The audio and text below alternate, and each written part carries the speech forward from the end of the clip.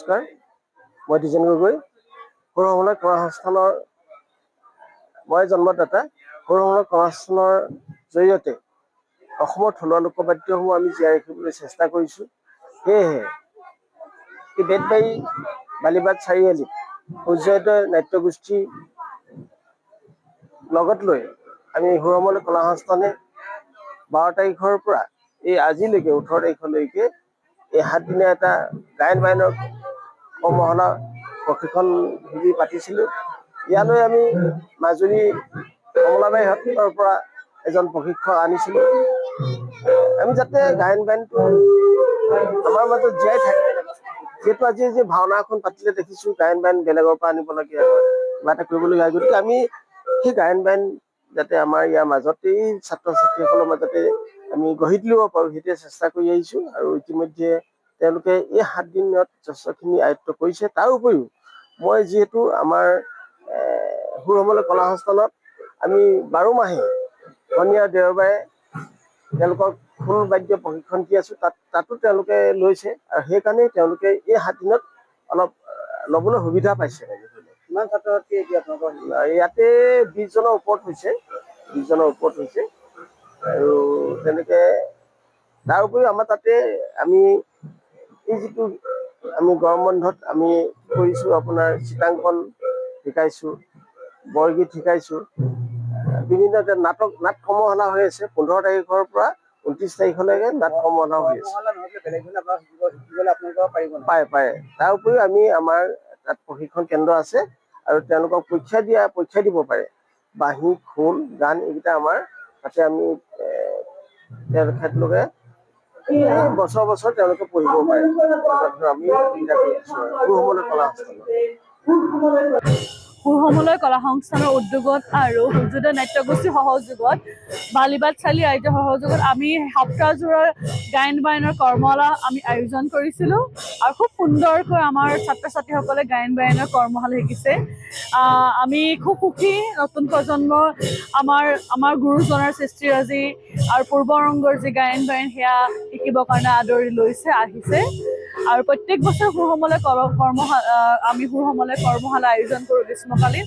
এয়া আমাৰ পোনপ্ৰথম সৰু-সমলে নিজৰ কেন্দ্ৰৰ পৰা আমি ওচৰৰ আমাৰ যিসমূহ অঞ্চল আছে তাতে আমি আহি পিনে কৰ্মশালা দিবৰ কাৰণে আহিছোঁ, আৰু খুব ৰাইজৰ সহযোগিতা পাইছোঁ।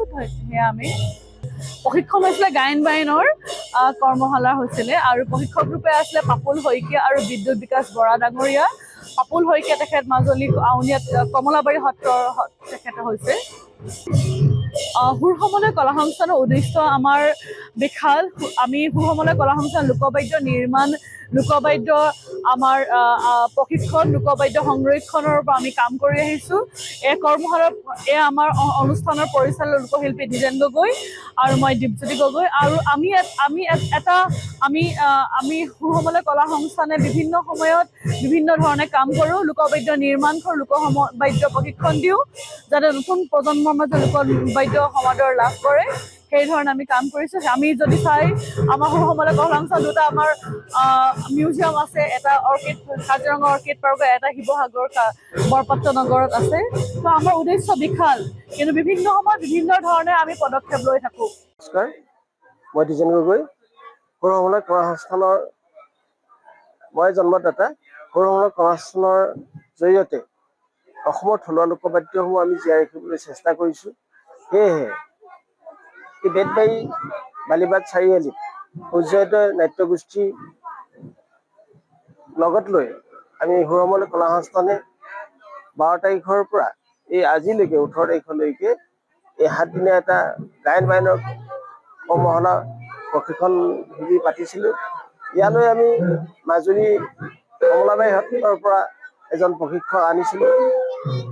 আমি যাতে গায়ন বায়নটো আমাৰ মাজত জীয়াই থাকে, যিহেতু আজি যে ভাওনা এখন পাতিলে দেখিছোঁ গায়ন বায়ন বেলেগৰ পৰা আনিবলগীয়া হয়, কিবা এটা কৰিবলগীয়া হয়। গতিকে আমি সেই গায়ন বায়ন যাতে আমাৰ ইয়াৰ মাজতেই ছাত্ৰ ছাত্ৰীসকলৰ মাজতে আমি গঢ়ি তুলিব পাৰোঁ, সেইটোৱে চেষ্টা কৰি আহিছোঁ। আৰু ইতিমধ্যে তেওঁলোকে এই 7 দিনত যথেষ্টখিনি আয়ত্ব কৰিছে। তাৰ উপৰিও মই যিহেতু আমাৰ সৰু-সমলৰ কলা সংস্থানত আমি 12 মাহে শনিবাৰ দেওবাৰে তেওঁলোকক খোল বাদ্য প্ৰশিক্ষণ দি আছোঁ। তাতো তেওঁলোকে লৈছে, আৰু সেইকাৰণেই তেওঁলোকে এই 7 দিনত ল'বলৈ সুবিধা পাইছে। কিমান ছাত্ৰ ছাত্ৰী এতিয়া আপোনালোকৰ ইয়াতে 20 জনৰ ওপৰত হৈছে, 20 জনৰ ওপৰত হৈছে।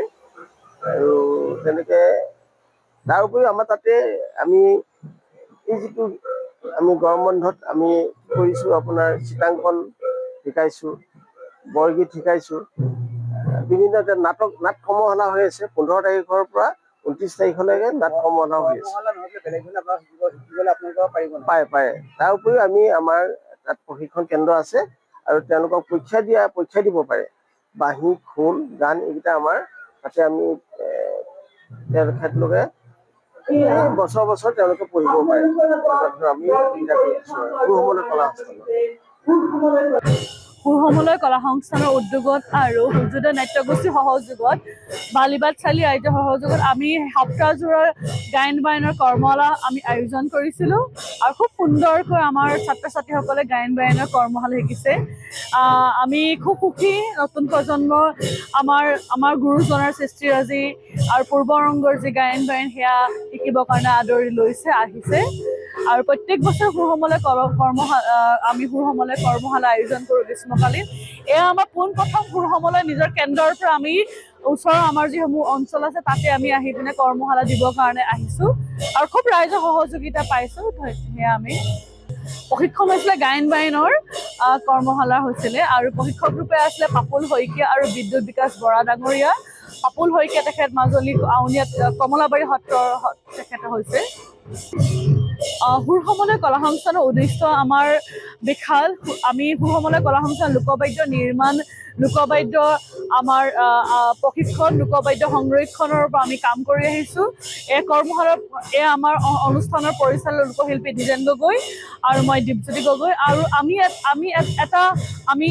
আমি সুৰসমলৈ কলা সংস্থানে বিভিন্ন সময়ত বিভিন্ন ধৰণে কাম কৰোঁ। লোকবাদ্য নিৰ্মাণ কৰোঁ, লোকবাদ্য প্ৰশিক্ষণ দিওঁ যাতে নতুন প্ৰজন্মৰ মাজত লোকবাদ্য সমাদৰ লাভ কৰে। সেই ধৰণে আমি কাম কৰিছোঁ। আমি যদি চাই আমাৰ সুৰসমলৈ কলা সংস্থা দুটা আমাৰ মিউজিয়াম আছে, এটা কাজিৰঙা অৰ্কিড পাৰ্কত, এটা শিৱসাগৰ বৰপাত্ৰ নগৰত আছে। তো আমাৰ উদ্দেশ্য বিশাল, কিন্তু বিভিন্ন সময়ত বিভিন্ন ধৰণে আমি পদক্ষেপ লৈ থাকোঁ। যিকোনো খবৰৰ বাবে যোগাযোগ কৰক 7099017330 লগতে 7099017110 নম্বৰত।